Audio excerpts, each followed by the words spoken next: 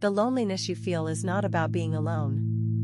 You can be surrounded by people, family, friends, a partner, a full social life, and feel profoundly, inexplicably alone. And you can be physically by yourself and feel completely at peace, even connected.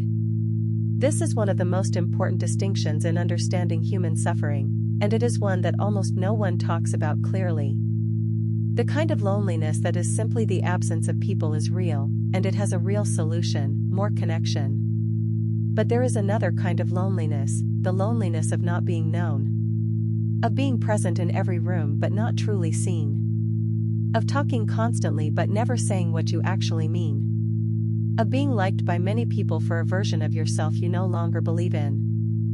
This is the loneliness that does not go away when you add more people. It intensifies.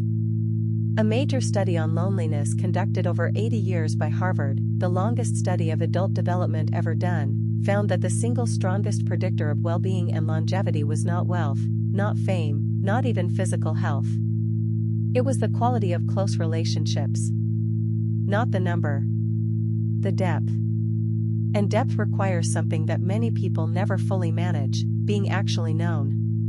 Not the curated version. Not the impressive version. The real one. The Lubavitcher Rebbe spoke directly to this experience with a depth that is hard to find elsewhere. He taught that every soul carries within it a dimension that is unique, literally unlike anything else in creation. And that dimension is not expressed in the things most people use to build identity, profession, achievement, social status. It is expressed in the quality of your inner life and how much of it you are willing to share. He said something remarkable: the deepest form of loneliness is not being separated from others. It is being separated from yourself. When you spend so much time performing a version of yourself for the world that you lose contact with the actual you underneath, that is when the loneliness becomes unbearable. This is not a spiritual abstraction. It is a precise description of a psychological phenomenon.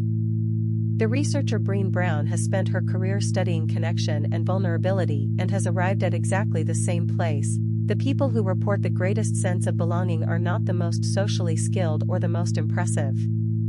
They are the ones willing to be most fully themselves, including the parts that feel risky to show. Vulnerability is not weakness. It is the only available door to genuine connection. The Rebbe often asked people who came to him not just about what was happening in their lives, but about what was happening in their inner life, their actual inner life, not the performance of it. He created a space where people could be truthful because he made them feel that who they actually were was not just acceptable but genuinely valued. You may not have many relationships like that. Most people don't. But it only takes one.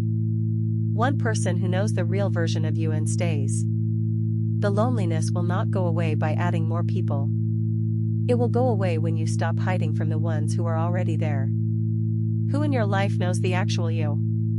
Not the competent version, not the put-together version, the real one? If no one comes to mind, that is not a condemnation. It is an invitation. Start there.